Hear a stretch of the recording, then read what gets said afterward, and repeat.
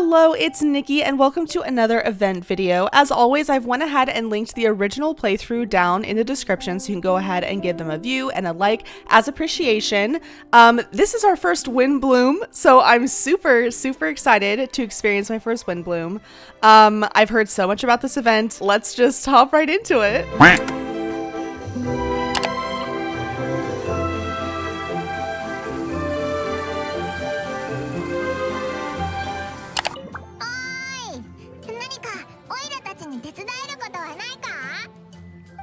Windblume 祭ですから、あなたたちに手伝ってもらうことは何もありませんよ。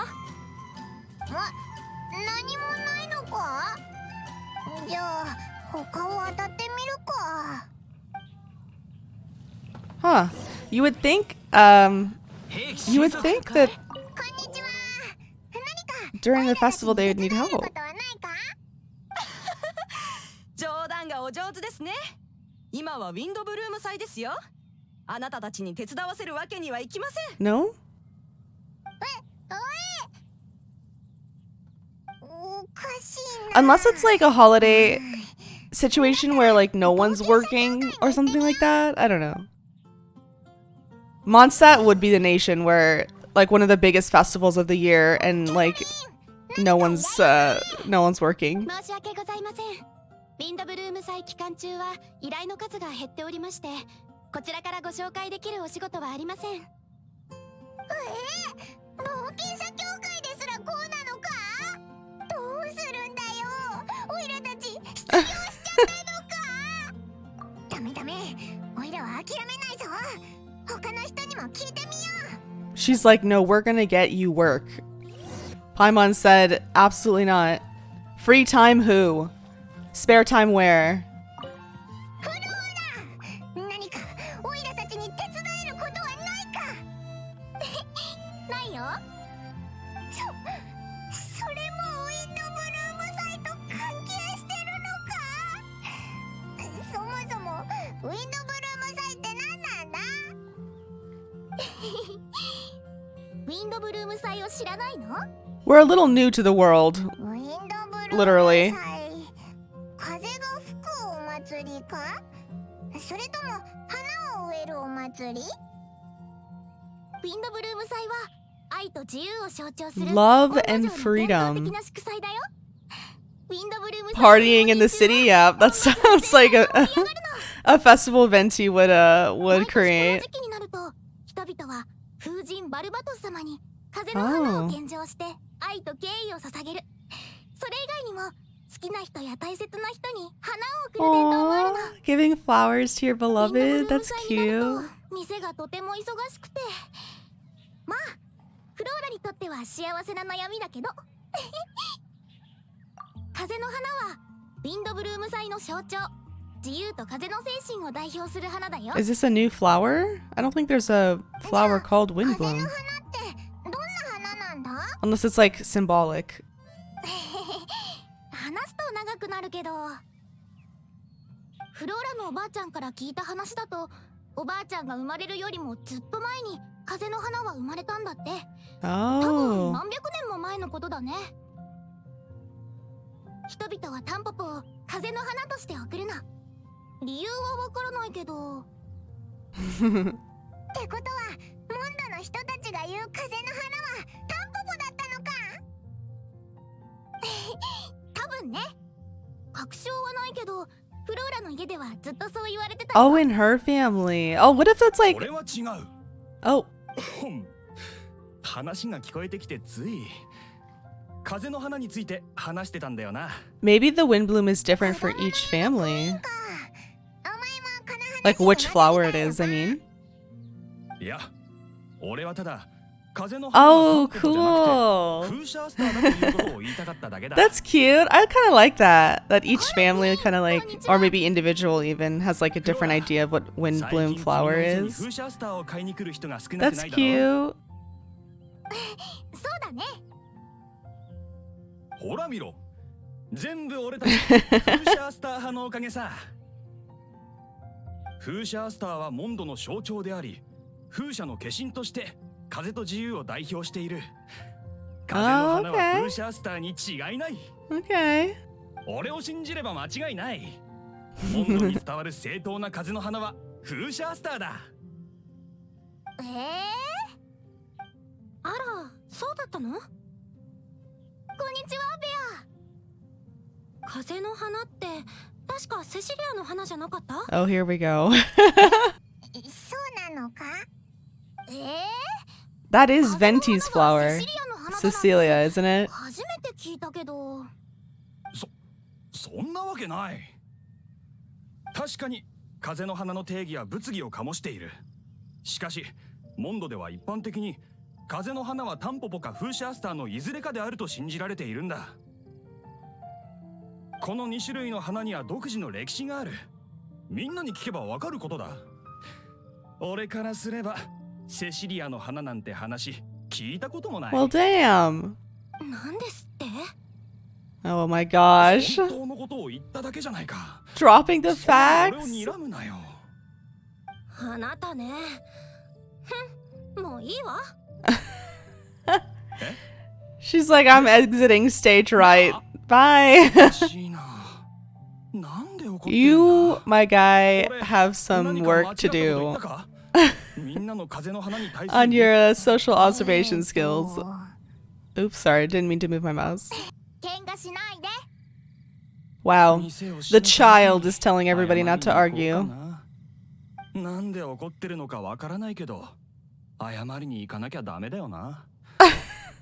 ま、いつものこと。 I have to go apologize. Walks in the opposite direction she went. 雰囲気とぴったりだね。 Okay. ブルーム祭は自由、風神、恋人たちの祝祭だから。 Sweethearts, where's Luke? そうだったのか。Where's Luke? 風の花が何なのかすら統一してないんだな。それもそうね。でもそれでこそモンド人じゃない？美食美酒、それと美しい花々。旅人、 Aww. あなたが今回の祝祭を楽しんでくれることを祈ってるわ。楽しそうな祝祭 Look at all like the flower wreaths and like extra flower pots around. いろんなところを回ってこの祭りを見てみようぜ。 Okay. あ、原油 There he is. Oh, and Bennett! 俺に教える番が来るんだ。どうしよう。改めて詩を学ぶって考えるとちょっと緊張してきた。 A love poem? Oh, it introduces Bennett. Oh, that's cool. Okay. All right. I didn't have a time to read that, but I know a little bit about Bennett just from personal curiosity. I mean, I'll attempt to cover all the 4 stars stories as well.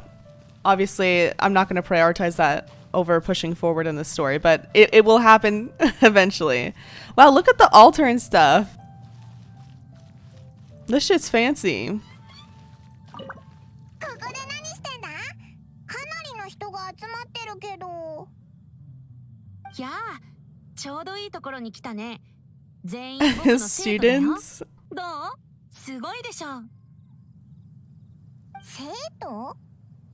それって頭を抱えてるあいつらのことか？頭を抱えてるだなんてひどいな。みんな必死に愛を表現する言葉を考えてるんだよ。 Romantic affections. Who's Bennett confessing to? 怪しい。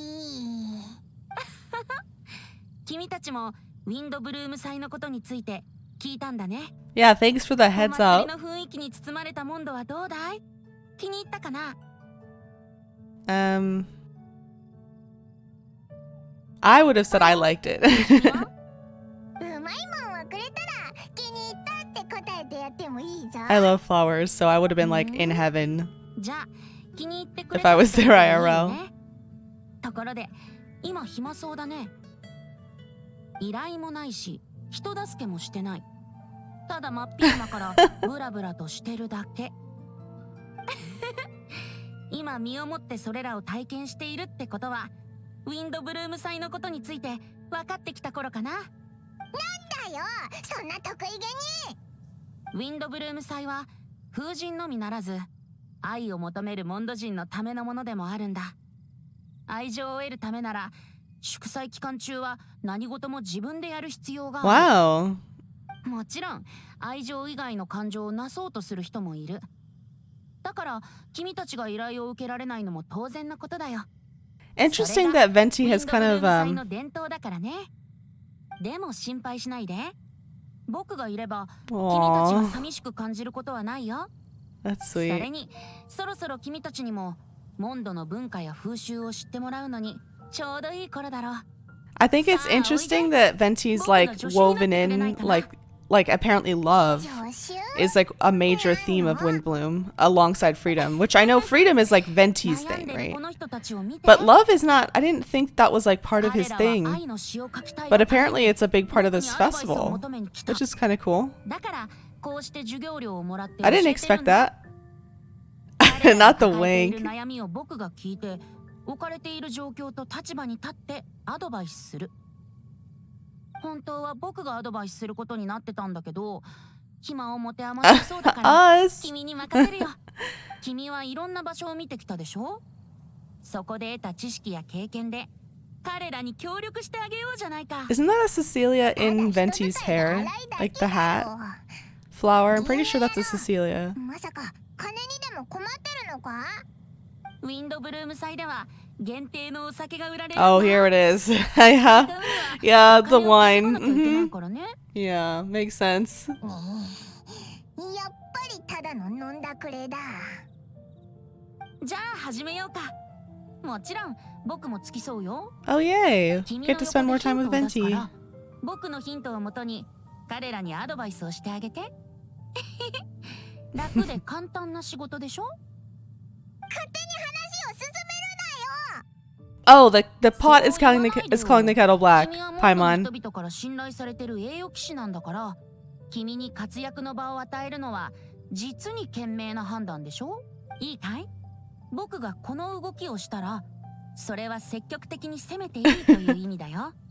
そしてこの動きをしたら、現状を維持して焦らない方がいいという意味。最後にこの動きは早く Give 諦 up め while て they're 感 ahead. 情を使わない方がいいという意味だ。 Oh my gosh. All right. We got this. We got the secret language いい down. よ。じゃあこの通り頼むよ。 Oh boy. Oh my gosh, this person is just like me. I do like to play in the daytime as well. I will change the time like this for better lighting. そこの人、銀融野郎にアドバイスを求めに来たのか？オイラたちはあいつの助手だ。お前の悩みを聞いてやるぞ。 Paimon, you're so いい much. のか？じゃあ話を聞いてくれ。僕はモンドのアイドル。 Oh, it's this guy. 君も知ってるよね。 I've heard about this 世界 guy. で一番可愛いあのお方を。彼女は可愛くて優しくて、笑顔と歌でモンドの人々を支えてるんだ。バーバラ様が好きで、同じ気持ちを持っている同志たちとも友達になれた。そう。 Wait a minute.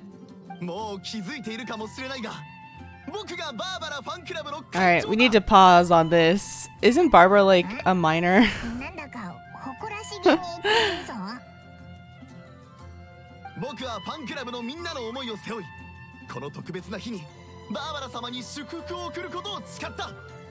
Like, I feel like admiration is one thing, but aren't these poems supposed to be romantic in nature? アイドルの生活を邪魔することなんて言語 Oh, he's an adult. That's even weirder. 金融詩人と会うまでの時間でその方法をいろいろと考えたんだ。 Oh, he doesn't want to cause her disturbance? ファンクラブのメンバーが摘んだ花で巨大な像を作り、サプライズで Oh 教会 boy. の裏口に置くことにした。 Okay. だから詩の指導はもう必要ない。僕たちは自分の言葉で詩を書いて像と一緒に送るつもりだ。 That's really 巨 weird. 大な像って建物 She's a minor, 2階の dude. 高さになるかな。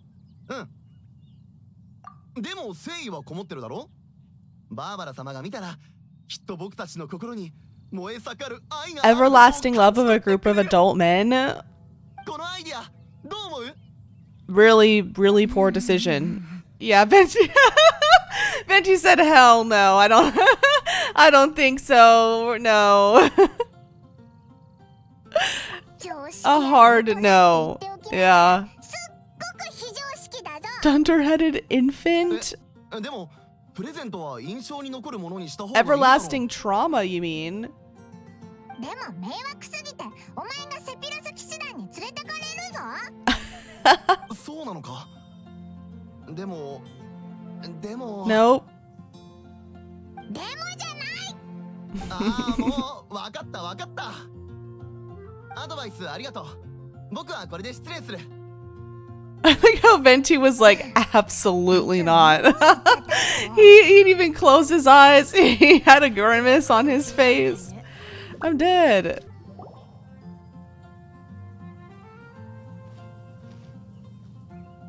そこの銀融野郎にアドバイスを求めてるのか？オイラたちはあいつの助手だ。お前の悩みを聞いてやるぞ。せっかく心して詩人さんにアドバイスを聞きに来たのに、いきなり人を変える Oh, なんて。 sorry. We're what you get. 誰からアドバイスをもらっても思いを伝えるっていう事実は変わらないだろう。だから勇気を出してオイラたちに言ってくれ。そうだね。実はその好きな Oh. 人がいるんだ。マーラって言うんだけど、可愛くて勤勉で、時間があればいつも家の農業を手伝ってる。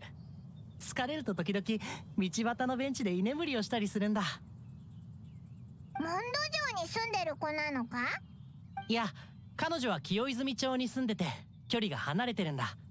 それに僕の家の事情でA Romeo and Juliet? 僕たちの家柄が違いすぎて父さんはずっと反 A 対して Romeo and Juliet? Oh my gosh, I'm invested, Marvin.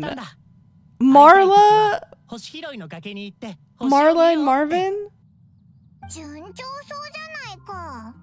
OMG. だからマーラのことより父さんのことについて相談がしたい。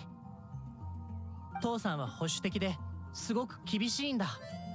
でもこれは父さんのせいじゃない。 Oh. 父さんと心の底から話したことがない僕の責任だ。だからもしこの機会に風の花を父さんに送ってちゃんと話すことができたら、 Oh. 彼女のことを Oh, 認め that's てくれ so るかな。 cute. どう伝えるつもりなんだ？マーラの家は裕福ではないけど、彼女の優しい心と勤勉な態度はどれだけお金を払っても買えないものだってことを伝えたい。でも僕父さんに怒られる Oh, のが this is so 怒 cute. られるのが怖いだなんて子供みたいだよね。そっか。Oh, I knew Venti would have. That's cute. そうだぞ。心に思って This is so cute. Wow, I didn't realize that love, like, romance really is a huge part of Windblume. I wasn't expecting that. That's never been an aspect of Venti あり previously. がとう。でもお父さんに花を送るって言ってたけど、マーラには彼女には何もないの Oh, か？ this is so sweet. 確かにそうだ。それに詩人さんには愛の詩を教わりに来たんだった。そうだね。彼女にも花を。後で摘みに行くよ。 Marvin, アドバイスありがとう。 you're a good man with good taste in women. よし。 Good on Marvin. あそこの銀融野郎に悩みを打ち明けに来たのか？オイラたちはあいつの助手だ。お前の悩みを聞いてやるぞ。あなたたちは平与騎士とそのお友達。 Oh, I know you. ここで会えるなんて思わなかったよ。 She じゃあ遠慮なく she 相談 looks up to させてもらうね。 Jean. 私が花を贈りたい相手はセピロス騎士団代理団長 Oh, ジン様よ。 a romantic あ gesture? なたたちはもうジン様を知ってるよね。彼女は本当に真面目で努力家なの。才能もあって仕事もできる。それでいて誠実で気遣いもできて、そしてすごく優しいし。あ飛ばしてくれていいから。 Alright, so she wants to give flowers to じい Jean. さまの話になるとつい。明日になったら詩と新鮮なタンポポの花束を用意してジン様の執務室に行って護衛の人に花を To the guard? She's not gonna give it to her directly? Okay. でも花束とし悩むな。やっぱり名前は書かない方がいいかな。あれ、普通は名前を書くよな。なんでそこで悩んでるんだ。もしジン様が送り主の名前を見たら絶対に私を探してお礼を言いに来ると思うの。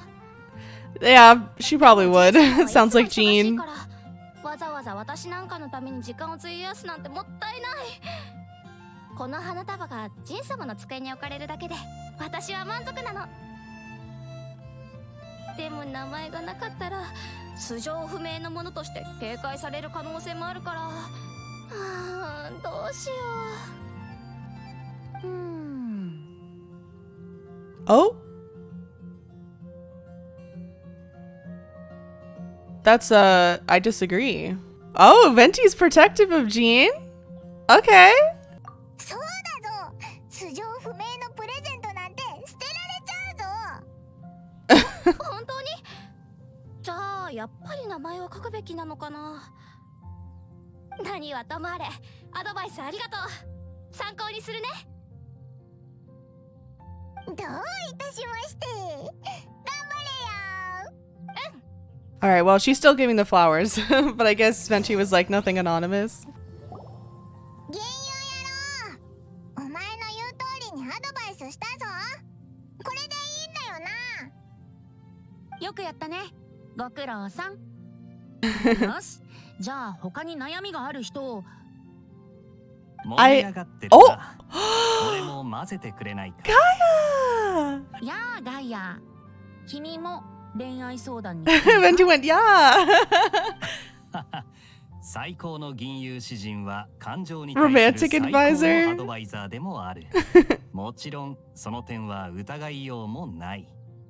しかしお前は他の業務もやってるだろう。他の人に愛の詩を教えること？そう。お前が広場で生徒を集め What? てると聞いて。Who is Kaeya writing a love letter to? ガイアも愛の詩を書くのかよ。 What do you mean he wouldn't need help? Kaeya's shy as 確か fuck. にな。それでも俺はプロから詩を教わりたいんだ。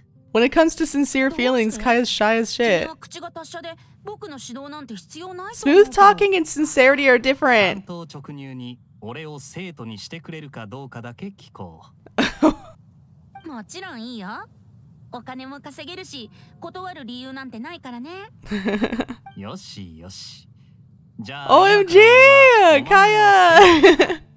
I want a 生徒 love として note from 少し Kaeya. 要求をしてもいいか？ Reasonable demands? 何か企んでたんだな。おいら分かってたぞ。 What? なんだい？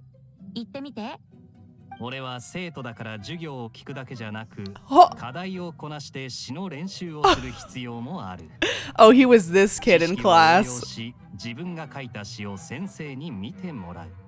それが正しい学習っても Oh, の。 he's trying to give Venti more そ work. れって原油やろうに生徒たちが書いた詩を添削してもらうってことか？そうだ。きちんと課題の詩を添削してくれれば報酬を出そう。 He's like, if I'm gonna be paying up, you better be helping me, actually. つまるところ、簡単にお金を稼がせたくないだけでしょう。そんなまさか。俺はただ授業を面白くしたいだけだよ。 With things like this, with romance, you should see it all the way 楽しい through. ことをするの Okay. っていいことだと思わないか？ガイアは意地悪だな。でも詩の添削か。うん、確かに必要だね。僕もみんながどんな作品を書くのか気になるし。よしガイア、君の意見を採用させてもらうよ。お前はやっぱり融通の利くいい先生だな。でも待って、僕からも要求があるよ。うわ Here we ぁ、お go. 互いに上 A showdown between the pros. 君の課題は丁寧に添削する。必ず上達することを約束しよう。その代わりHe's like, I want a special one. 授業料としてくれないかな。君とディルックの関係なら手に入れられる。Oh my gosh, he did not just pull the Diluc card. おやおや、そうだったか。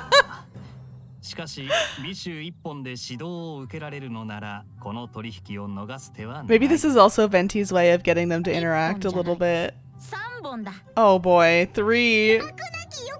Kaeya might have been able to get to finagle one off of Diluc, but I don't know if he can get 3. 問題ない。早く紙とペンを持ってきて。ウェンティ先生の授業が始まるよ。Oh my gosh. 幻遊野郎のポケットから紙が。あれ？名前が書いてある。 I hope to Christ we get to read Kaeya's letter. エリン、マービン、ティマイオス、 Oh, ベネ okay. ット、ガイア。 Bennett. Okay, Bennett, Kaeya, and Tobias. はい。 Who's Tobias writing a letter to? 元気がいいな。君がベネットかい？元気があってよろしい。その情熱を大切に詩の創作をしてね。はい、先生。 Who was he giving his letter 愛 to? の詩を学びに来てるのか。この授業は相当人気があるようだな。銀遊野郎がっぽり稼ぐだろうな。親愛なる生徒たち、大聖堂前の花壇に集合しよう。詩の創作に関する心得とテクニックをまんべんなく教えてあげるよ。授業の後は各自一作ずつ詩を提出してね。僕が評価してあげるから。それと授業料の支払いは授業が終わってからでもいいけど、逃げようなんて思わないでよね。あとモラじゃなくてビッシュで払ってくれてもいいよ。先生、俺への特別指導は？もちろん忘れてないよ。だからガイアは1番に提出してね。旅人、課題集めを手伝ってほしい。おい、そんなことまで助手がするのか？これはモンド独自の伝統文化で、君がウィンドブルーム祭に馴染むチャンスでもあるんだよ。君にこの祝祭を楽しんでもらうために僕がどれだけ頑張ったか。それに僕の報酬は君にも分けてあげるからさ。言う通りにするよ。I think Venti's just trying ガイアが to 課題を終わらせた頃を見計らって give シダに行こう。 the traveler それまで experiences. 僕は生徒たちに授業をしてるから。 That's always what he's trying to 旅 do. 人、君はこの機会にいろいろと見て回ってくるといいよ。モンド城の商人たちが祝祭に合わせたイベントをやってるから、ぜひ参加してみるといい。 Cute. I love Venti and Kaeya's interaction. That was adorable. Wait, who's Kaeya writing his poem to? 中に入ろうぜ。止まってくれ。ここに何か用か？ Noble errand? ガイアはいるか？あいつに用があるんだ。ガイア隊長ならジン団長の執務室で勤務中だ。どうしてジン団長の執務室に？ウィンドブルーム祭セレモニーは我々セピロス騎士団が主催している。セレモニー期間中はジン団長が直々に外回りを行う。Oh. だから溜まった書類仕事はガイア隊長が代理で処理することになっているんだ。Oh, okay. なるほど。 Yeah, it seems Kaeya and Jean have like a really great working relationship for sure. Like from what we read of what they said of each other in their like, or in Jean's, I guess. I have a video on Jean, but Kaeya also had a lot to good things to say about Jean. They really respect each other.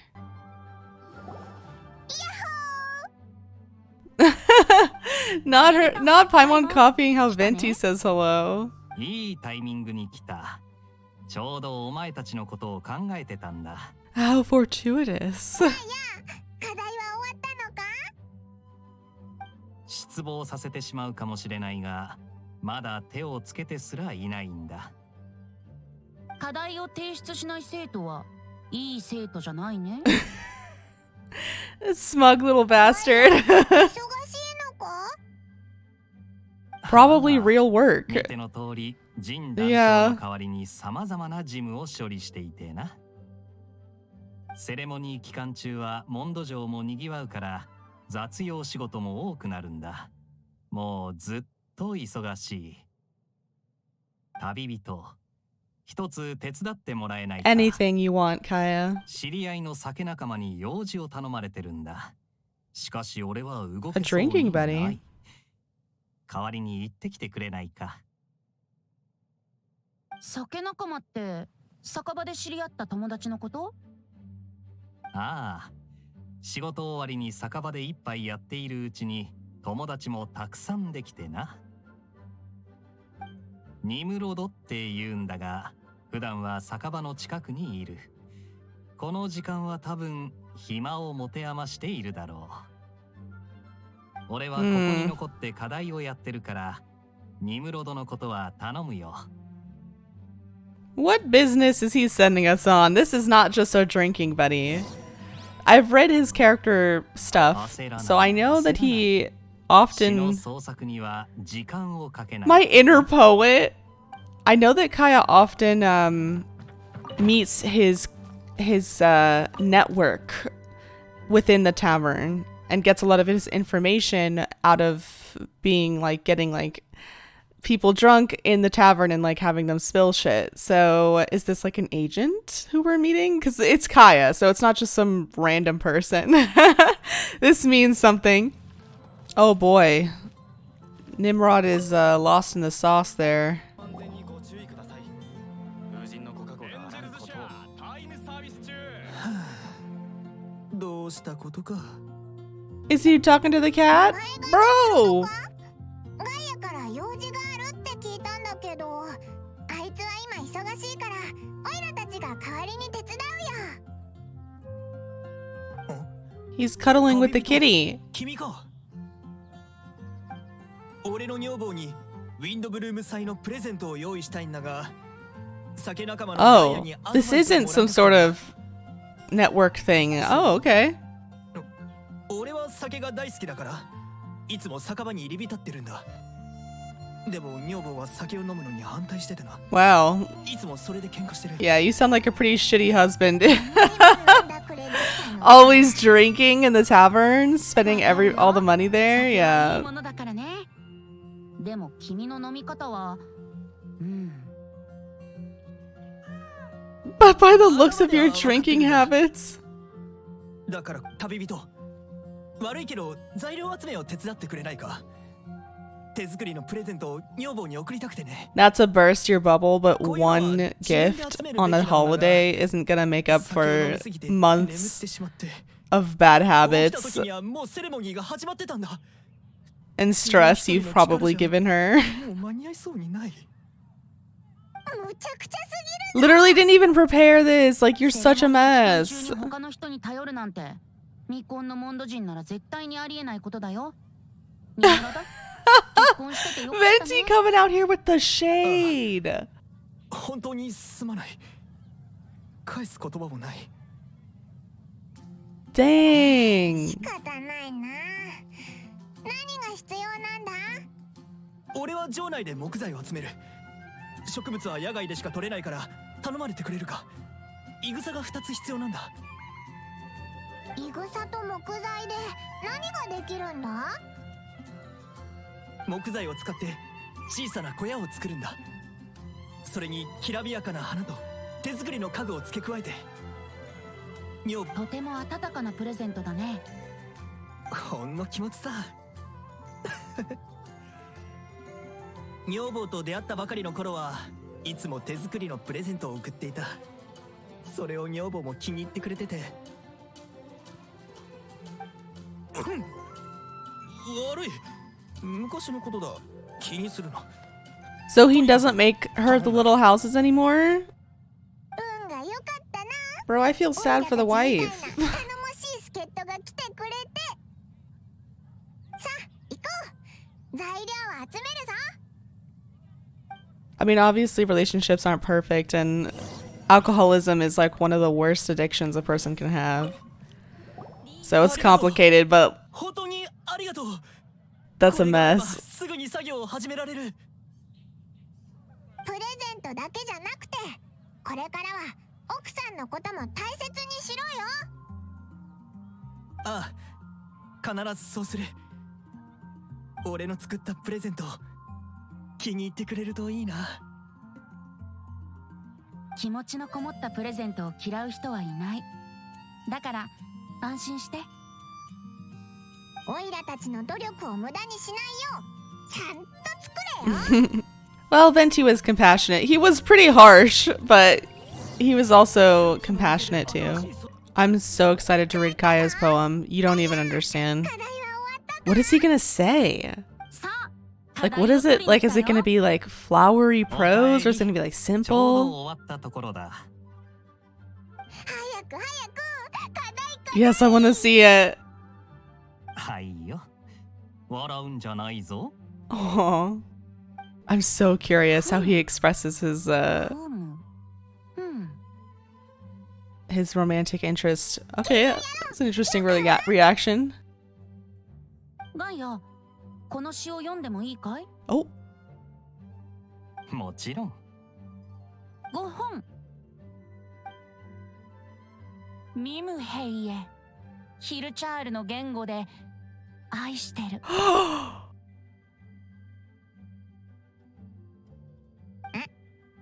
oh my God! Wait, おしまい。 wait! Wait! 趣旨がはっきりしていて感情も完璧。 Hold on. Oh my God! Wait! Hold on. You don't understand how much context that is. ヒルチャール語のレッスンになってるぞ。 No, it's not ridiculous. It's not. 俺らしい詩だと思わないか？いい加減な詩だと思うけど。 No. There's context to ヒル this. チャール語ができたのか。なんか変わってるな。 Oh my gosh. Okay, of course he セ can. ピロス騎士団騎兵隊長の Because we know why he can. 守ってもらっちゃ困る。 Okay, oh my God.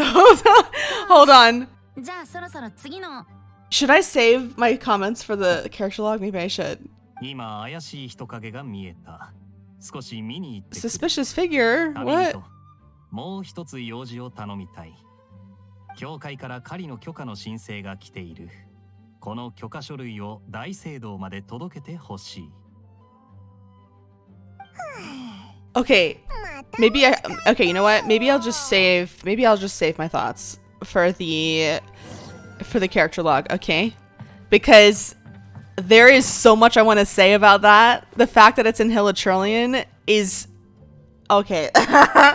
I'm gonna say I'm not, because I would pause the video and literally just like rant for like literally 10 minutes. So I'm gonna save my thoughts on that for the character log because I have a lot to gush about that. Okay. Holy shit. Okay. It's fine. It's fine. I was not expecting that, but honestly, that's so Kaeya in so many ways. Okay, no, I'm not ranting. No. I'm keeping it for later. I'm not gonna talk about it now. Nope. Afterwards. Oh my God. リサ、たとえ Oh. 相手が騒ぎを起こしている酔っ払いでも、放電を使って No 懲らしめることはしないと electrocutions. 約束してくれ。それは誤解よ、ジン。あなたが前に見たあれは、あっちから求めてきたのよ。だからそういうことが好きな人もいるのかと Oh 思って。 my God. リサ、わかったわよ。 Lisa going around tasing motherfuckers. I'm here for it. じゃあリサやあ、二人とも久しぶり。本当に久しぶりだな。見ての通り、リサと一緒に見回りをしている最 Aww. 中。可愛い子ちゃんとそのお友達じゃない。ここに来る途中、怪しい人を見かけなかったかしら。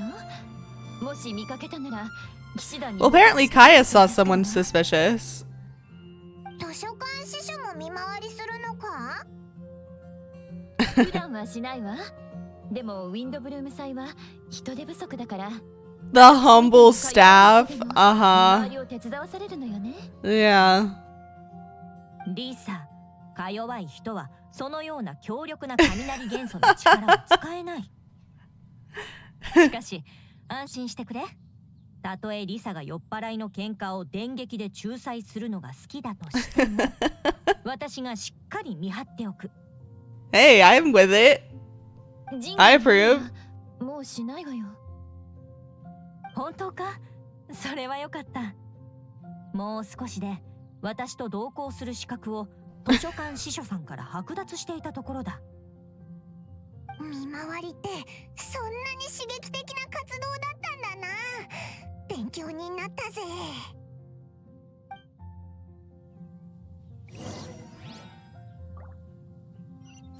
Auto. Bitch. バーバラ、オイラたちガイアの依頼を受けて。ひどすぎる。これは脅迫だ。 Oh, どうして Benny. こんなことになっちゃったんだろう。何かあったの？私宛ての手紙が届いたんだけど、その手紙にOh 俺 no. が説明するよ。俺はさっき野外活動から戻ってきて、いつものように大聖堂でシスターたちに包帯を巻いてもらってたんだ。 Is this the creepy Albert letter? バーバラが顔を真っ青にして手紙を持って走ってきてな。こんな手紙初めてもらった。ちょっと見せてくれる？ Oh. That sounds like a threat. 親愛なるバーバラさんへ、あなたの一番大切なものを盗み土の中に埋めました。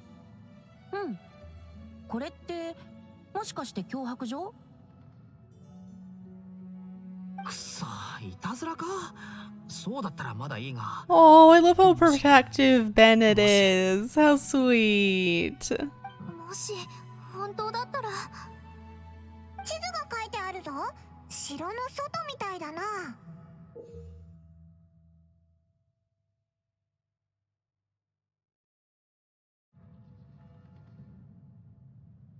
一番大切なものを盗み土の中に埋めた。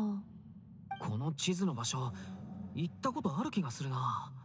見覚えが。今は混乱しててすぐには思いつきそうに。 Well, think, babes. 喉まで出かかってるんだけど、どこだったかな。一番大切なものってもしかして。 Oh, wait. バーバラ、おい、どこ行くんだ。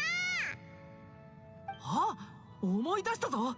旋風の神殿だ。 No. Oh, okay. ちょっとベネット。行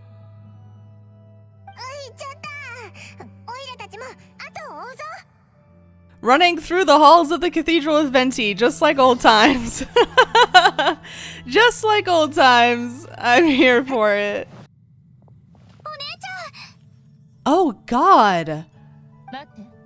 Bearing Jean? That's horrible. What? That got morbid so fast.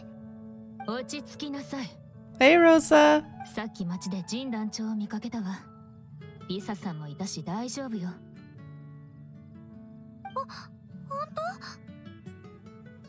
That's really sweet, though, that the most precious thing to Barbara is Jean. That's sweet. その手紙見せてちょうだい。これだよ。ジン団長じゃないなら一体なんだろう。ジン団長が土に埋まるだなんて考えただけで恐ろしいぞ。シスターさん、何か手がかりはあった？この地図、暁ワイナリーの近くを書いたものだと思うわ。あそこは開けた土地だし、そこに隠したのね。でも一体何を？すごい、すぐわかるなんて。でも Listen, I'm all about going to the Dawn Winery. Let's make a stop by. なんか Duluth would probably help. 地名と違うような。バーバラ、想像に怯えるよりその目でしっかりと見た方が早いわ。Look, eh? そうだね。 Little tough でも love 私 from Rosa. 怖いんでしょ？僕たちがついていってあげるよ。どうかな？みんなそちらのシスターさんも一緒にどう？私は遠慮するわ。大した事件でもないみたいだから。何か言ったか？なんで Hmm. もないわ。言ってらっし Both ゃい。 her and Kaeya seem to be suspicious of something. Also, I just want to make a comment, and I'll talk more about this in the character log, but Venti is so a part of his people. 私は大丈夫。ロサリアさんの言う通り、考えて怯えるくらいなら犯人を突き止めた方がいいもんね。そうだな。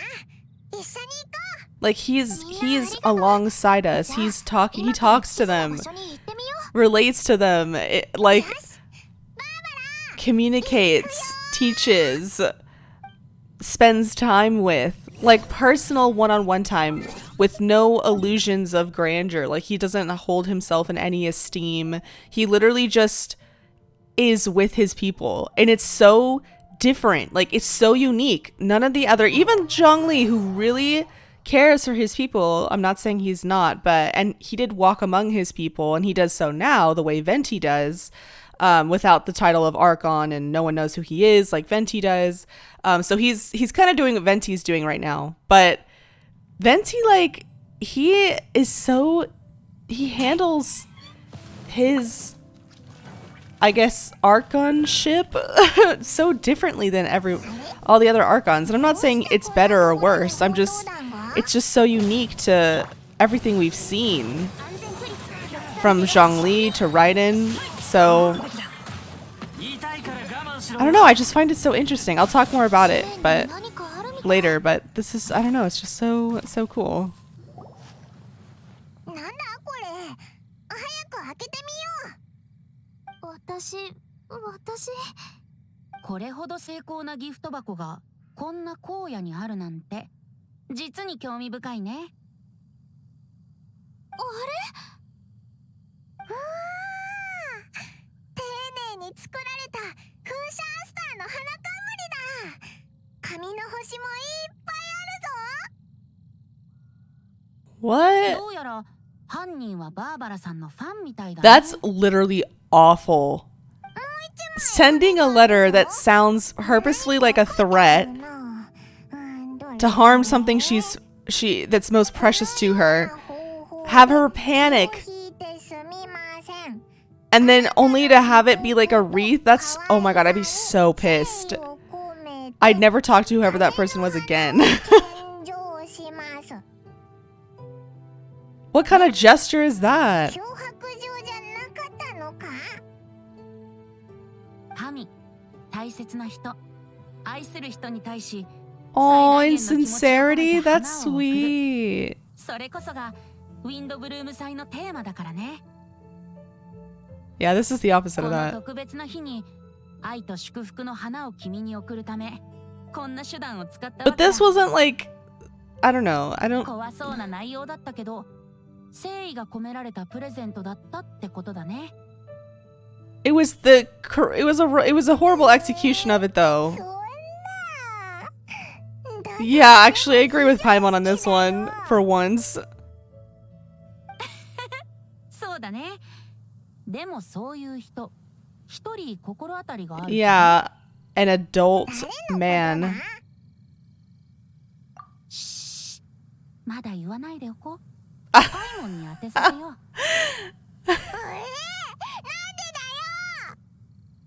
Okay. Frickin' Albert. I can't. よし、着いた。ここがティマイオスの錬金場だな。今僕の名前を呼んだか？やあ、待ってたよ。ティマイオス、課題は終わったか？おいら、早くしよう。 Who's Tamaya's writing a letter to? ごめん、時間がなくて。 Has no one done their homework? 進捗はどうなってるかな？ Hey, Sucrose. あれ？扉旅人さんとそのお友達。 Why are they standing over there still? スクロースさん There か we ら go. 錬金の配合の解読を頼まれたんだけど難しすぎて僕にはさっぱりだよ。じゃあ何も進展がないってこと？ああ、そうなんだ。Is it Sucrose who he's writing a letter to? 実は私もわからなくて。錬金術ってそんなに難しいのか？ I imagine so. もちろん錬金術は古くて神秘的な学問だからね。今やその知識を有する人はどんどん少なくなってる。 Wow, not Venti just dropping a hard lore bomb. Just slipping that in there. 私たちも研究が残ってて離れられないし。もしアルベド先生にもわからなかったらこの世でこれを解読できる人間はいないだろうね。まったくスクロースさん、これは一体何なんだ？私が古書から写した風の花の配合だけど。 Oh, what? まさか風の花って自然に生えてる植物じゃなくて錬金術で作る Oh, ものだ that's ったの interesting. か？へえ、そういう考え方もあるんだね。 Oh, so that's not. So Venti's like, oh, that is interesting. As the person who created this whole thing. 私がそう推測しただけで、あの古書には、もう書物とも呼べないかな。損傷が激しくて、ところどころチリチリになったメモと未知の言語で書かれた配合だけが残っている状態なんだけど。 Oh, an unknown language? What language do we think that is? Conrian, mayhaps? 具体的な内容は私もティマイオスも解読できてないんだけどね。 Extremely 意 precious. 味がわからないかもしれないけど、でも貴重なものと言ったら、風の花しか思いつかないでしょ。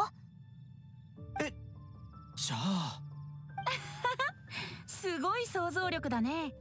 だから旅人さん、私のお願いを聞いてほしいんだけど、この配合が書かれたメモをアルベド先生のところまで持って行ってくれないかな。アルベド先生は雪山のふもとにある拠点に行ったみたいなんだ。雪山か。風情のあるいい場所だよね。錬金術で作った風の花、おいらも気になるぞ。 Well, we do know Albedo does have the alchemical flower he can make. So at least that much is true, huh? 旅人とパイモン。 I love how much interaction we're getting. Oh, he doesn't know Venti. Okay. ウェンティでいいよ。しがない銀融詩人さ。こんにちは。僕は錬金術師のアルベド。I せっかくのウィンドブルー wonder if Albedo knows about Venti. こんなところにいるのか。じゃあ、そんな賑やかな日に僕を探しに来た君たちは一体どういった目的で来たのかな？スクロースの手伝いをしてるんだ。スクロースからメモを預かっててな。古書に書いてある風の花の配合らしいんだけど、スクロースにもティマイオスにもわからないんだ。だからこうしてお前を探しに来たってわけだ。風の花の配合？なるほど。この紙に書かれてあるのは So he can read 古代の it? 言語だ。しかしこれは風の花の配合ではないと僕は思う。じゃあ何なんだ？まだ推測に過ぎない。結論を出すには完成品を見るしかないかな。僕はまだ仕事が残ってる。必要な材料をリストにまとめるから集めてきてもらってもいいかい？ Okay. I wonder if Albedo knows about Venti. I know he didn't it didn't seem like he did, but 終わった。ご苦労。見せて。全部揃ってる。今練習するから少し待っててくれ。 I wonder what language it was, and if it was Korean, and Albedo, obviously Albedo can read it, but 完成だ。 interesting. おお。うわー、これがスクロースの言ってた風の花なのか。けどってただのスイートフラワーじゃないか。 Whoa. よく見て。普通のスイートフラワーと何か違うところはないかい？ No, it's like a completely different situation. It's blue. It's got extra petals. 確かに。なんでこんなに大きいんだ？これが古代の配合で連成したいわゆる風の花。 Huh. 実にスクロースらしい。 It's a different なんだか kind of あの sweet 女の子が flower. 好きそうだね。こんなに大きくて本当にスイートフラワーなのか？本質的には何の違いもない。これは断言できる。でもその配合はスクロースが古書から移したものだよな。 Oh ま man. さか古代にもスイートフラワーがあったのか？ Prehistoric sweet flower. 古代にもスイートフラワーはあった。この品種は長い歴史を持っているんだ。本当か？スイートフラワーってそんな昔から存在してたのか？そうだ。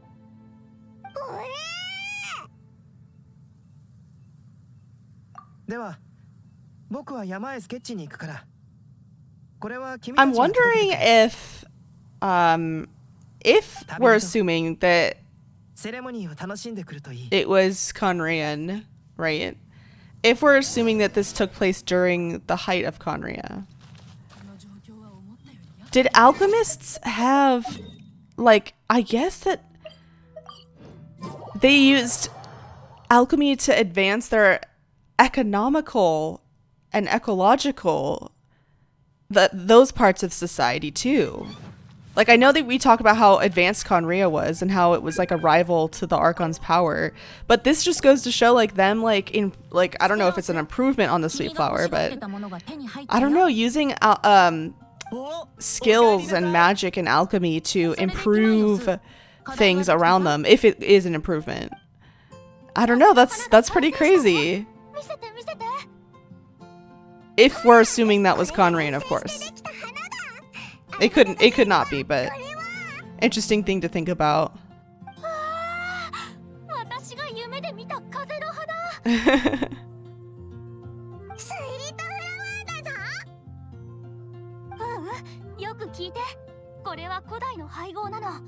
出来上がりもこんなに完璧で。 Dreams. まさに私が夢で見た。種が4倍大きいスイートフラワー。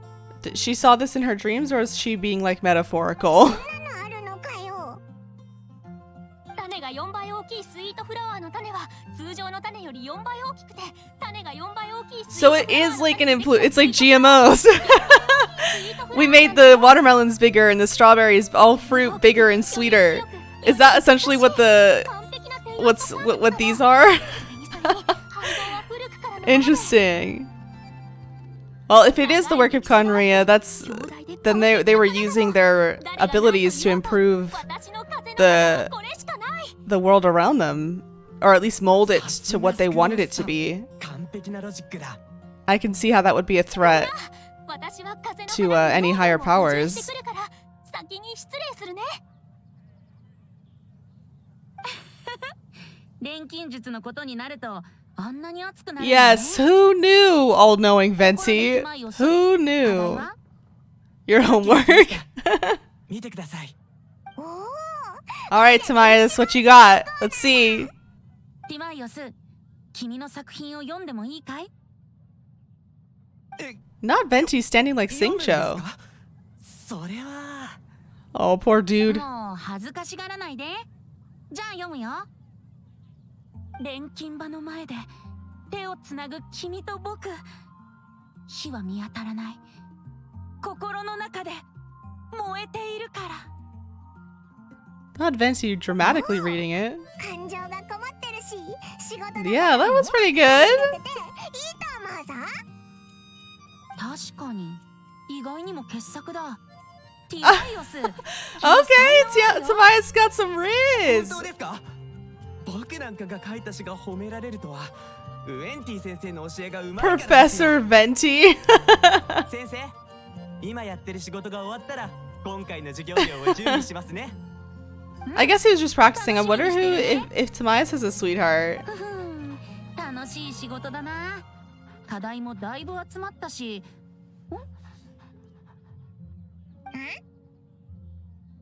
誰かを忘れてる気が。Wasn't it Bennett? We didn't read Bennett's, did we? 誰だったか。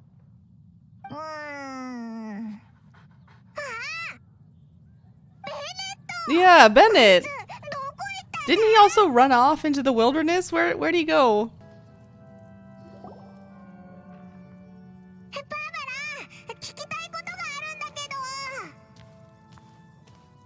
Are they asking where Bennett is? 詩人さん、大変。ベネットが失踪した。 Oh.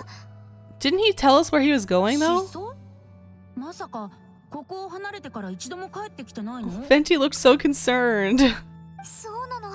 何か危険なことに巻き込まれたんじゃないかって心配で、どこに行ったのかもわからないし。旋風の神殿。 Alright, Rosaria. ロサリアさん。大聖堂から大きな声が聞こえてきたから様子を見に来ただけよ。She's like, it echoes in here. 思い出したぞ。旋風の神殿だって言ってたな。Yeah, he did tell us. 善は急げだ。早く旋風 Not everyone forgetting about where Bennett was. That's sad. Poor Benny. Oh my god. Bennett's just... あ、ここだ。 What? ベネット。 What happened? ぐい。Who's that? 2層になってるぞ。 Is that Razor? そうだよな。誰だってこの檻を見れば驚くよな。二人とも How did they get in this situation? るんだな。すごい設計だね。古代の装置かな。どこかに絶対仕掛けがあるはずだ。近くを調べてくれないか。腹減った。 Oh, baby's hungry. さ Oh, っき俺のリュックにあるリンゴ食べただろ。 don't yell at 生活 Razor. も楽しそうだね。 It's a life in そこにいるの prison? も悪くないかもね。いやいやいや、冗談はやめろって。お願いだ。仕掛けを調べてくれないか。 Venti. Oh. That was easy. 開いたよ。ああ、やっと出られた。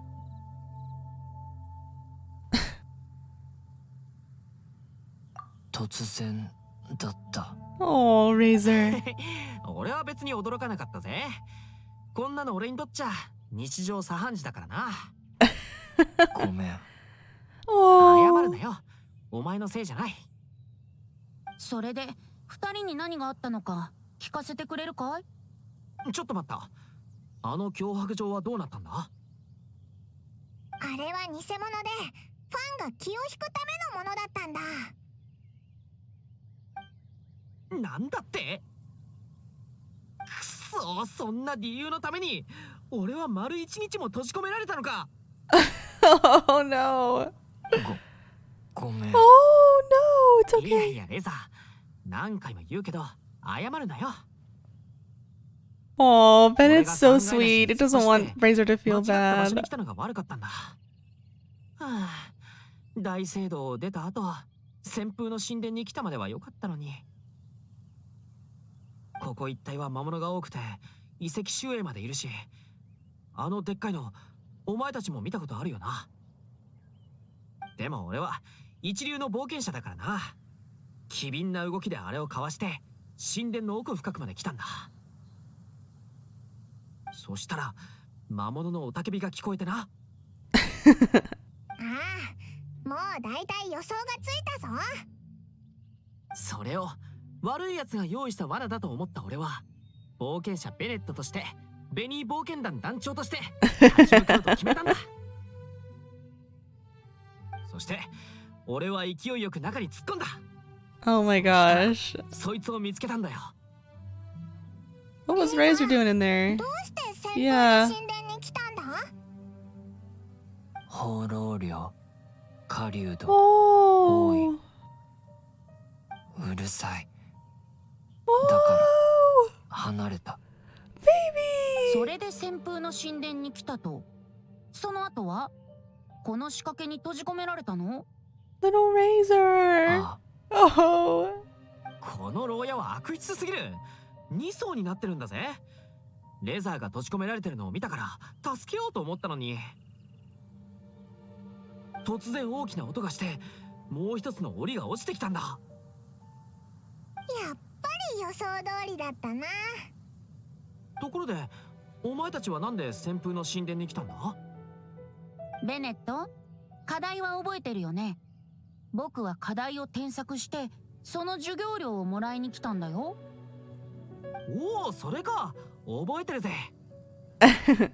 Who's the love poem だ for? からその間に書き終えたぜ。レザーにも見てもらったしな。 Razor was reviewing it. Ayo? どうだった？ What? あ How he can barely speak. What do you mean he's reviewing? Yeah. ーでも暖かくてビリビリする。 Warm it up. ググプラムに刺されたような。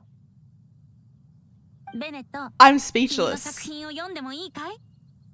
おう、いいぜ。俺の実力をみんなに見せてやる。 Not me starting to ship Bennett and Razor. Hello? 来たぞ来たぞ。拍手の用意だ。人弱海とお前、近くて遠い。一つは大陸の向こう、一つは心の中。ググプラムとタンポポ、俺の風の花を Wait, お前に。 Wolfhook? That's what Razor just mentioned. ググプラム？どうだ？ He stuttered. Wait. うん独特な作品だな。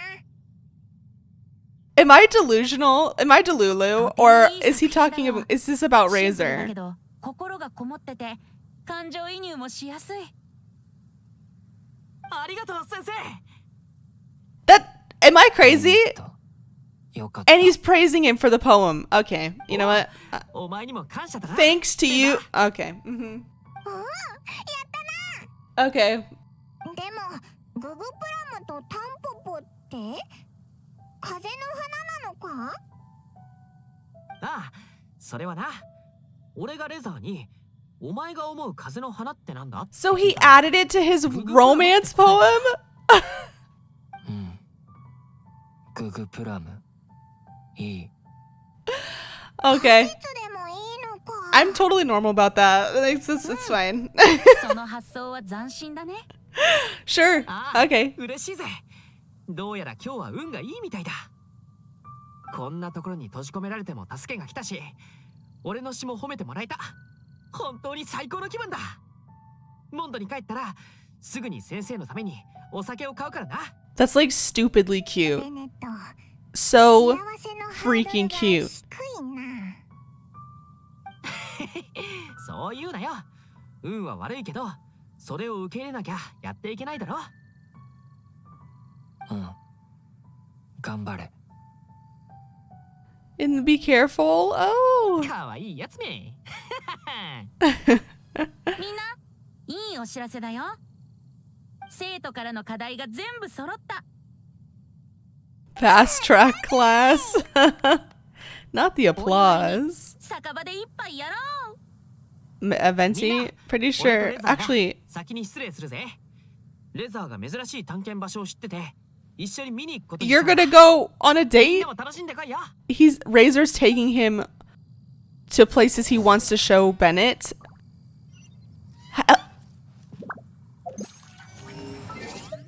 I feel like I'm being gaslit.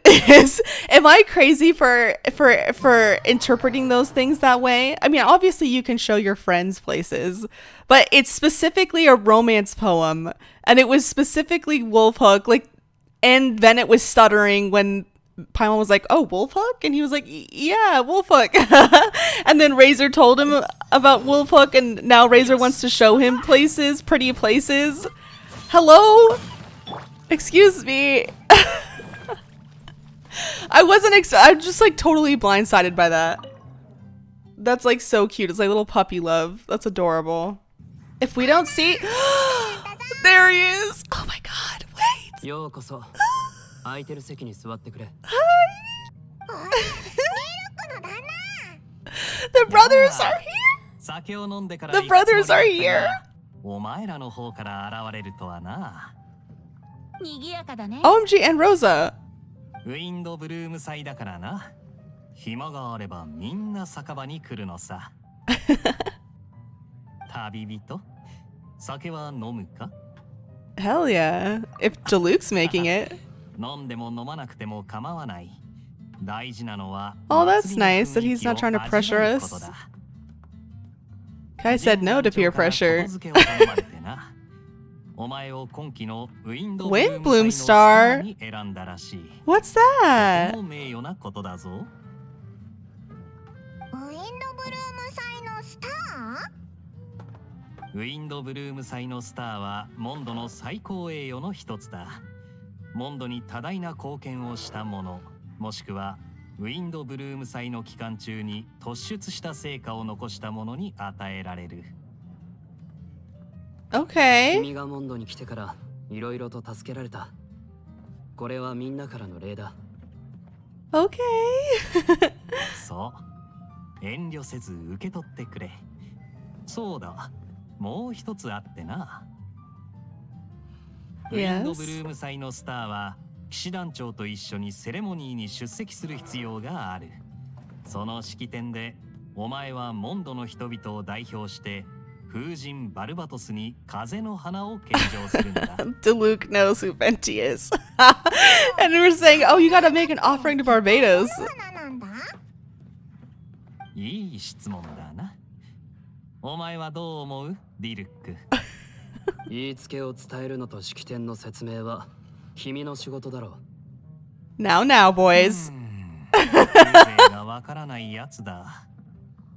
旅人、風の花はウィンドブルーム祭のスターが決めることになってる。つまり、風神に The slow pan to Venti. Mm-hmm. Mm-hmm. 責任重大だな。ところでバーテンダーはどうしてディルックがお酒を作ってるんだい？チャールズなら配達に行ってるわ。I like how Rosa knows the schedule of the bartenders here. 頼む人が多いからな。なるほど。じゃあ、ディルックの腕前はどの程度のものなのかな？腕利きのシスター殿はどう思う？悪くないわ。Okay, frank and to the point. お前たち喧嘩でもしたのか？まさか。ロサリアが騎士団の外を走っているのを見て不審者だと間違えてな。幸いにもすぐに気づいて事なきを得たが。Okay. Literally, Diluc, Kaeya, and Rosa all do shit at night that no one knows that they do. 一堂に目を光らせているなんてただのシスターには到底思えないな。Oh. お Okay. 互い様よ。ディルックの旦那もただの商売人には見えないわ。They all know each other's secrets too. 冗談もお上手だ。ここにいる人の中に普通の人なんていると思うか？ I can't with these 名高い three. 栄誉騎士までこの酒場へとやってきたんだ。今日はパーッと飲もうじゃないか。I can't. その通り。ところでガイア、授業料は準備できた？直接ディルックからもらってくれ。安くない買い物だ。No, Diluc made him pay. 限定の酒だからな。Just economics, stop it. 旅人。That's such a sibling thing to do, though. 気に入ってくれたかしら。そうならよかった。さあみんな、楽しいウィンドブルーム祭と自由なモンド人を祝って乾杯。Aww. 本当にいい日だ。僕たちも飲もう。金融野郎、自分だけずるいぞ。 I love that Kaeya, Diluc, and Rosaria are all spending this time together. That's really cute. Oh. 大聖堂に比べると Oh. 酒場って本当にいい場所ね。でも祝祭って何日か Why doesn't the church give us time な off? ぜ教会には休暇がないのかしら。 I hear you, sister. なあ、メニューにもうちょっと料理を追加したらどうだ。酒だけじゃ口が少し寂しい気がするぜ。Oh, like little bar snacks? よく言う。 Pretty sure that was Diluc's way of saying noted. I'll have Charles look into it. I doubt Charles can handle both. Stop it. I love the brothers. It was nice to see Rosaria interacting with them too. Rosaria isn't intimidated by nobody, not even Diluc, who is, I feel like, a pretty intimidating character in terms of like mondstadt. Like most people don't know much about him. Kaeya has like a similar intimidation factor because he's just kind of mysterious and he gets shit done, but not everyone knows how.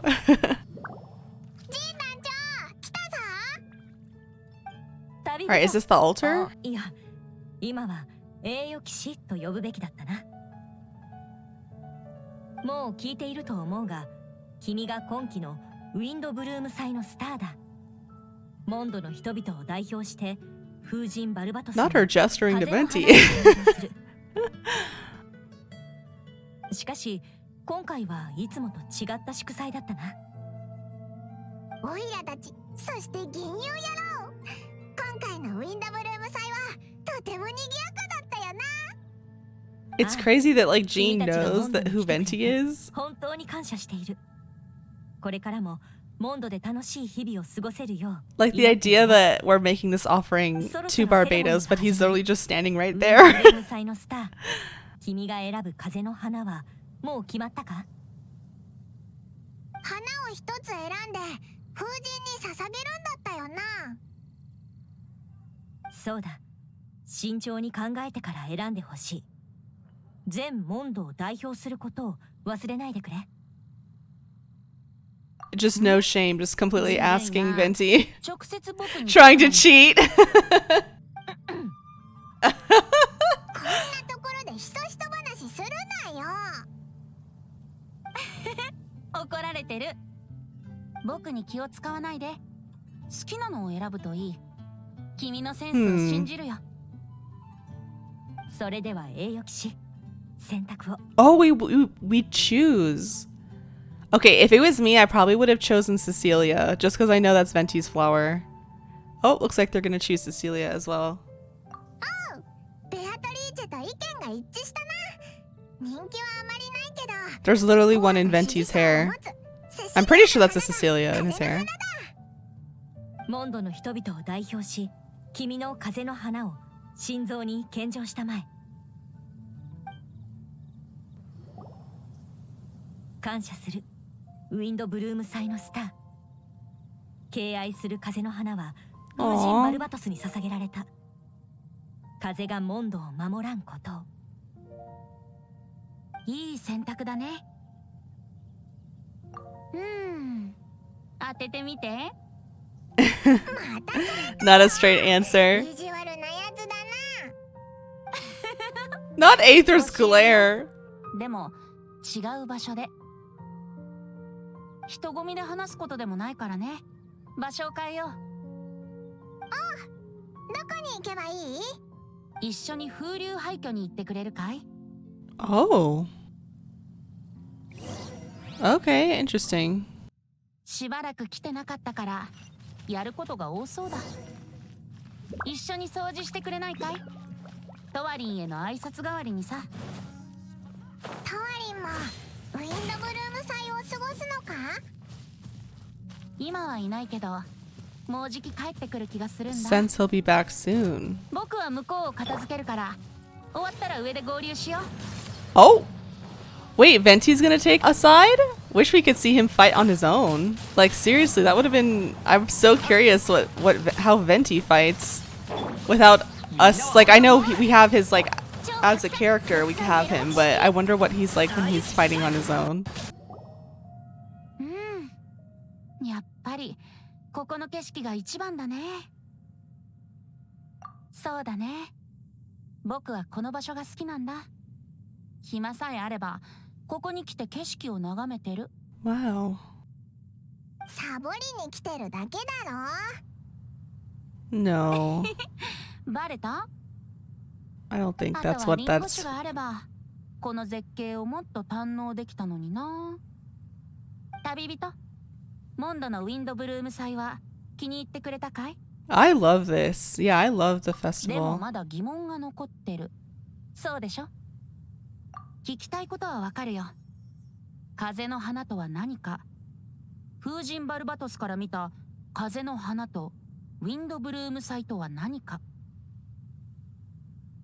知っての通り、モンドの民にはそれぞれ自分の選択がある。タンポポを選ぶ人もいれば、風車アスターを選ぶ人もいるんだ。一人一人が思う風の花は違うみたいだな。その通り。そしてそれが Oh, 正しいの okay. さ。風の花は現実に存在しないものだから、 Oh. 答えはないんだ。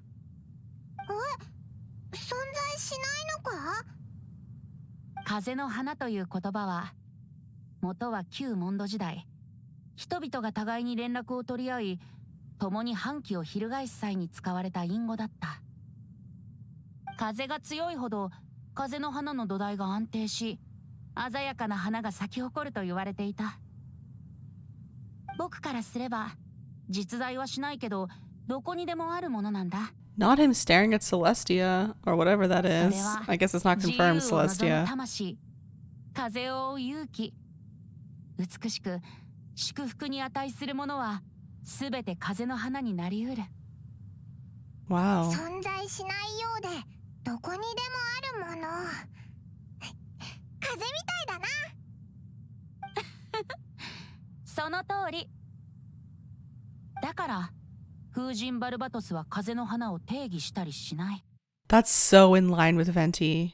祝福の花、敬愛の花、親愛の花、みんな自分の風の花を持っている。一人一人に定義する権利があるんだよ。自由な都モンドが風神に捧げる花もやっぱり自由 Yep. なんだな。 Yep. Yep. わかってるよ。 Oh, I 人々は know. 共通の意志により集まり、自由の風が互いをつなぐ。それは旅の終わりや世界の彼方、そして僕たちの心の中からやってくる。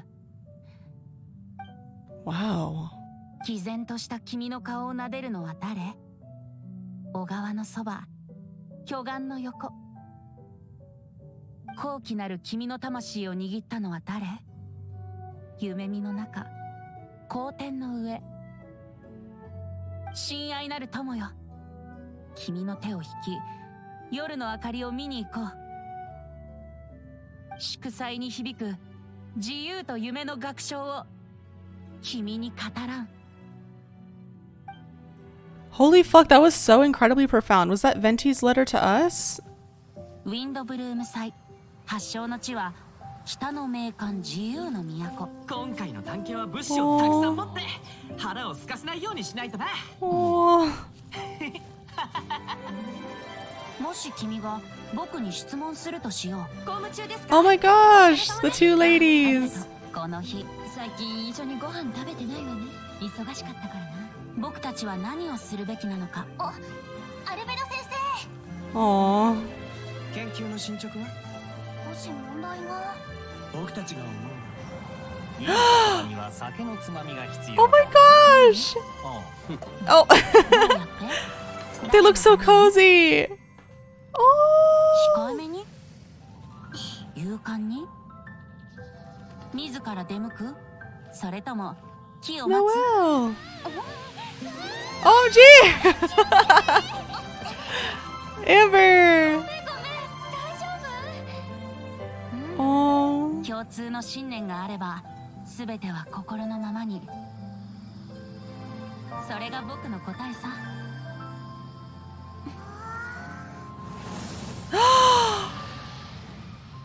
I just got chills. I had chills that whole time. Oh my gosh. Oh my goodness. Please talk to Venti. Okay. トワリンは僕 Found た the ちが用意した gift. プレゼントに気づいてくれたかな。爽やかな風と心地のいい場所、きっと喜んでくれるよ。 Okay, so let's talk about Venti first, and then we'll talk about Kaeya, and then we'll have a couple honorable mentions at the end, but I feel like for the most part, it's really just, I really want to talk about Venti.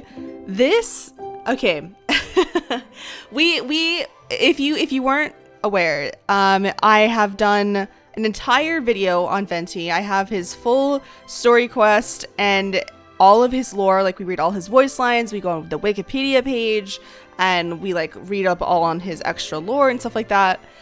Venti is one of my favorite characters in this game, and I really think that so many people underestimate him and forget that there is such a depth of sincerity to Venti that he covers up with, you know, his teasing and his silliness and his jokes and his drinking and all this stuff, but there is this profoundness to Venti and what he stands for that just makes me pause every time. Like, that letter, I think, was his own love letter to us, and not necessarily like romantic in that sense, but it was a letter of feeling. And I think it was meant for us, and it was so beautiful. Like, the fact that Windblume isn't a dictated, like, specific flower. It is what anyone wants it to be, because Venti's whole thing is freedom. That's the one principle he will always abide by. It's the one thing he will not give an inch on, is freedom and maintaining freedom for people, or for his people at least. And the fact that Windblume is literally the embodiment of that is so amazing. And it's awesome. I loved that. I loved Windblume. I love the point of Windblume. I like that it's literally just a festival meant to cherish people. Like, it gives people an opportunity to express how they feel about the people in their lives.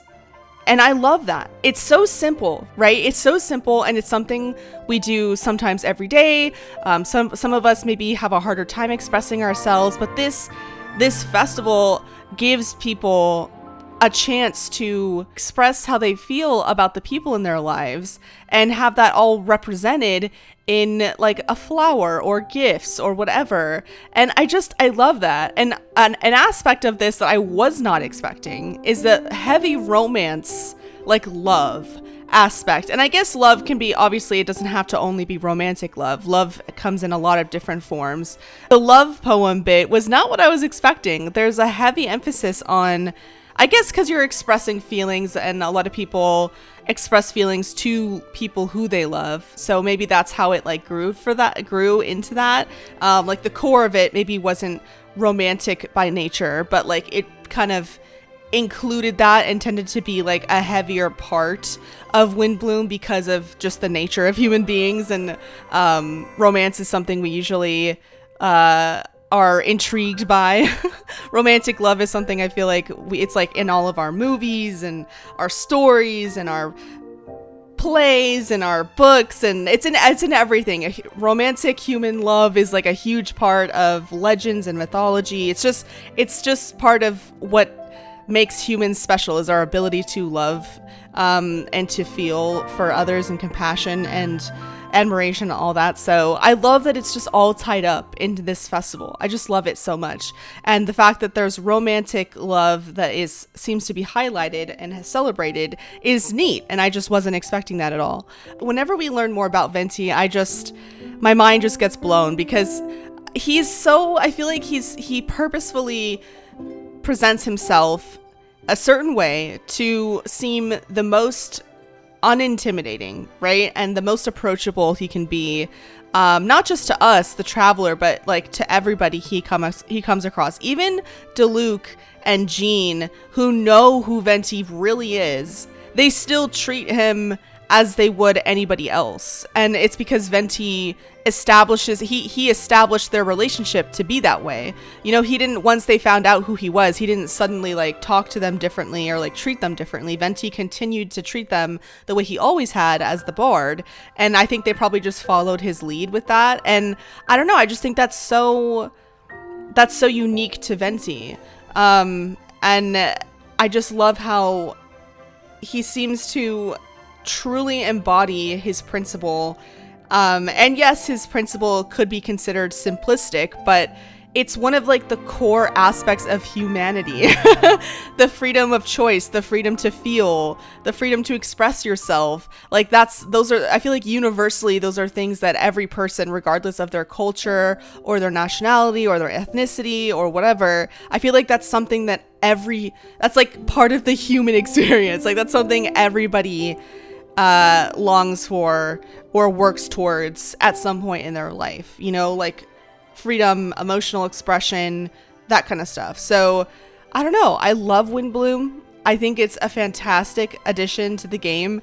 It adds more context to Venti as an Archon and as a character. I love how much we got to see all these other characters interact. I'm going to talk about Kaeya next, don't you worry, but I really like how it seems to bring everybody together. And I know that's what festivals do. Like we saw that in Lantern Rite too. Like people were being brought together to celebrate. So that's not like a Windblume specific thing, but it's just nice. It's just nice. I love that we got to see like Bennett and, you know, Razor hanging out. We got to see Jean and Lisa spending time together. And all of it is just under this umbrella of not secret protection, but this like not lordship, that sounds too like ostentatious of a word. It's like a guardianship that Venti has over Mondstadt, because he's not like part of the government, right? He doesn't run things. He doesn't have any societal power. He's like a bard who sings, and you know, everyone kind of thinks, oh, he's like the drunk bard. Of course there are people who know who he really is, but even still they treat him as like a normal person. They don't treat him with any extra grandeur or anything, because Venti doesn't ask them to or want them to treat him that way. And it just also just harks back to how Venti even became an Archon.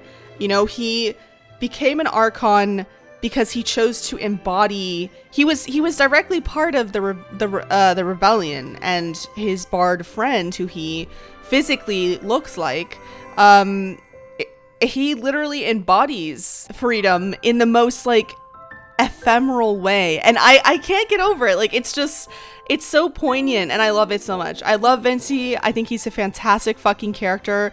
Is he keeping secrets? 100%. But that's part of his mystery, right? I think he probably has his reasons, but whenever he does get a chance, he leads by example. Like he was telling Bennett, and you know, he was talking to Barbara about the gesture or whatever. He's like, you know, these Windblooms should be given an utmost sincerity. You know, that's what he praised about Bennett's poem, was that it was sincere and it was unpretentious and it was just raw expression.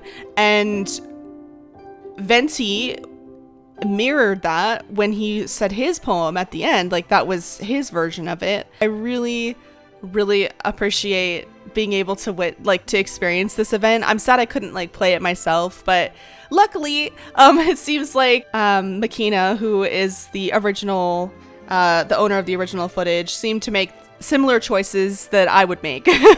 And she also spoke to characters to get some extra dialogue like I would. So I appreciate her for doing that.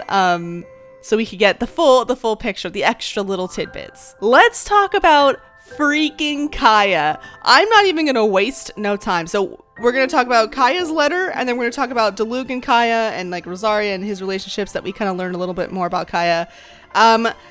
Kaeya's letter. I know, okay, that you're probably thinking that's the stupidest letter ever. It's in Hilichurlian, like that's silly. But listen, if you, like, we know, at least, okay, I know, because I've read up on Kaeya, right? I've read up on his lore. I haven't done a video on him yet. We will. Don't you worry, we will. But I've personally read up on it. So I know he's Conrian. I know his past with Diluc is very turbulent. I read the manga, so I understand what happened. I understand their estrangement. But Kaeya writing as like, and say if he was to write a love letter to somebody and it was just literally I love you, but in Hilichurlian, the layers of context. The fact that if he truly did love somebody, like romantically, I guess in this sense, right? In the example in that he chose to write his letter, it was sincere. So it was upholding Venti's. I know he like joked that like, because one of the responses was like, oh, that's ridiculous, and like Kaeya's like, haha, I know, right? But I think that if he truly did love somebody, him sharing his secret of who he is and where he comes from is like a declaration. It's a declaration of trust from him, and I think it's like a confession within a confession. It's like an I love you, but it's also in Hilichurlian, which means he's also hinting at his roots. Of course he knows Hilichurlian. I mean, I'm assuming he does because he's Conrian. I don't know. I mean, I know he wasn't around his parents or whatever for very long. I know he showed up at the winery very young, but still he could probably retain some of it. I mean, he might understand them. I mean, it's just like, what? Like, hello? Like, hello? And the fact, too, that we understand that in the past, right, Kaeya's, when he confessed to Diluc about his roots, right, and where he's from, that did not go well. That probably went the worst it could have probably gone.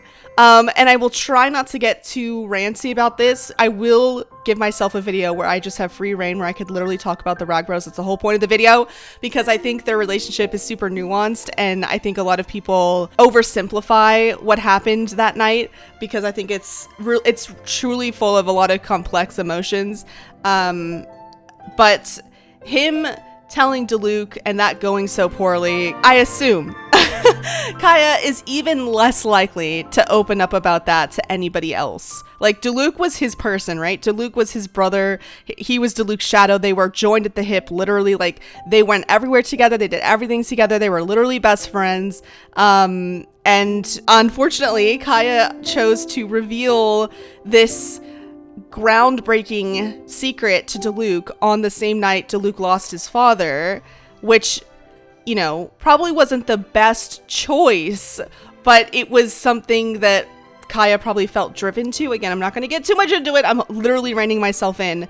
But I think the idea of Kaeya confessing his love on top of also using a language of his people is crazy. Okay, I'm going to stop myself from saying anything more because I literally want to just rant about this for like hours, okay? I love Kaeya so much, but his confession being double layered is so Kaeya. It's so Kaeya. A confession within a confession. It's just so Kaeya. But yeah, I love that. I think that's a cool little like nod to his roots, to his past. And I'm always so desperate for more Kaeya lore. Speaking of Kaeya's and his relationships, I think seeing him with Diluc and Rosa in the tavern was so sweet. Like, I love seeing, like, him and Rosa seem like they'd be like best friends, or, you know, like I can see people shipping them as well. Like they're literally it. Like, they have the vibes, you know what I mean? Like, they get each other. They're both pretty pragmatic people. Like, they both kind of like work in the shadows. And you know what? Diluc does too. I think all three of them have a lot in common, more so than they appear to, and they probably think that they do. You know what I mean? Like, I think they really have a lot in common. They both kind of, all three of them like work in the shadows. They kind of don't really care what people have to say about them. They're gonna do what they need to do. Protecting Mondstadt and the people of Mondstadt and the people they care about is their utmost priority. That's all they really want to do. That's their goal, right? Every day is to protect Mondstadt and to serve Mondstadt in that way by, you know, wanting to keep people safe. They go about it in similar ways, but they lead such different lives. And I just think, I love that there's that like connecting through line for all three of those characters. And it was just really sweet that, you know, Windblume was about spending time with people you care about. And where was Kaeya? In his brother's tavern. Of course he was. Of course he was going to spend Windblume with his brother, you know? And I love that Rose is there. Like, she's spending time with Kaeya and Diluc in her, like, those are her people then, I guess. You know, like, I don't think she has, like, parents. I don't think she has, like, family in that sense. So this is her found family. She's spending time with the Rag Bros. That's who she wants to spend her time with. That's what she cares about. And yeah, she's like, I love taverns, and, like, she likes to drink and have, like, she likes herself a good drink. But I feel like, in terms of celebrating and just spending time with people who you care about, I just like, it was cool to note that she was with them, you know? And obviously Diluc was there and he looked like, you know, grumpy, had his arms crossed, and he like took the bottle away because they were, maybe Kaeya and Rosa were drinking a little too much, and he he was like, all right, y'all are cut off. But I don't know. I think it's important to notice the little details, and the fact that Rosa was spending her time with the Rag brothers, I think was significant. You know, just, we don't know much about Rosaria, so it was just kind of nice to see her spend time with who we now know she kind of cares about. You know, and again, I love that Kaeya was spending time with Diluc. Fucking love it. Want to see more of it. I need them to reconcile, okay? I need it like I need to breathe. I don't think I was gonna say, I was gonna talk about honorable mentions, but I think I kind of already did. I kind of already said what I wanted to say about Diluc and Rosaria, because we didn't really see much interaction. I guess we could talk a little bit about Jean and like Lisa and Barbara. I like that, you know, they were kind of all spending time together. The picture that Barbara had of her and Jean was really sweet. I've read Barbara and Jean's like are not Barbara's lore necessarily, but I've read Jean's lore. We have a whole video on Jean and her story quest, and I go on the wiki and stuff, so I know about their family extensively. I know that they're sisters, half sisters, and I don't know, I really like that. Like, we have like estranged brothers, right? We have estranged brothers with Diluc and Kaeya, and then we have the sisters, but they're estranged not in the same way that the Rag Bros are, but they have a much better relationship that the Rag Bros do with each other. Hopefully that changes in the future, but it's kind of cool to have these like mirroring opposites. We have the two sisters who are partly related, but have like a very I feel like they really love each other, but they just don't know how to express that sometimes. And then you have the Rag Bros, who I think genuinely love each other too, but they definitely don't know how to express it because they're recovering from a really horrible break and misunderstanding and emotionally traumatic experience in the past. And that's always hard to come back from. So anyway, I love Mondstadt. I love Mondstadt. I love Venti. I love Kaeya, I love Diluc, I love Jean, and I love her relationship with Lisa. I like that we got a little bit more about Lisa tasing people. That's so in line with her, like, yes, slay queen. But yeah, I love that we even got to see Amber and we got to see Noelle. They weren't like in the quest at all, but it was cool that they still like had a little moment, because I feel like Amber is also like very central to Mondstadt a nation in terms of like the themes. Like when you think of Mondstadt, Amber is probably someone who definitely comes to mind. So it was nice that she got a little time to shine. Thank you so much for making it to the end of the video. If you did, as always, I appreciate you guys spending your time with me. I love Windblume. It's one of my favorite events. I love the themes and everything like that. It's honestly such a heartwarming event and festival. So I always am happy when we come back to Mondstadt, which is like our home base, right? our step one, our first milestone. I'm sorry this one was so late. I was honestly recording the summer event that's been taking up a lot of my time. I had work was being stupid, so I didn't really have a lot of time this past weekend to fully edit this and get it out. And then once I started this week, I had work and it was just like, so it's here now. I'm gonna try and get another event video out on Sunday, so I guess you could call it a double upload week since I technically am trying to get 2 videos out, but we'll see. I'm gonna try and aim for Sunday since this one was technically supposed to be out last week, because I want to keep up the schedule. I want to get us into Sumeru, okay? I want to get us into Sumeru. I really do. Hopefully I want to start Sumeru content at the beginning of Fontaine content, or at least at the beginning when Fontaine comes out, is my goal, just so we can at least then I won't be a year behind. I'll just be an update behind, which is still pretty significant, but hey, we're making some headway, right? It's just there's so much content I had to catch up on and get out in order to catch us up on current Genshin timeline. So I appreciate you guys and your patience with that, as always. I really do. I don't know if I'll be streaming on Friday. I have to double check my schedule. I think I might be. I don't normally work on Fridays, but this week we have someone who called out like for a whole couple of weeks. We're having to kind of like, the team is having to pull some strings. So I might not stream on Friday, but I might stream on Saturday. So I'll get back to you guys on that. I'll let you guys know in the Discord, but just know that I'm going to try and get the video out on Sunday, and I want to stream on Saturday because I missed streaming last week and I actually missed it. I missed hanging out with y'all. I mean, I did stream on Wednesday, I think, last week, but still, I want some Star Rail stream with you guys. So looking forward to that. If I don't catch you live, then I will see you in the next one.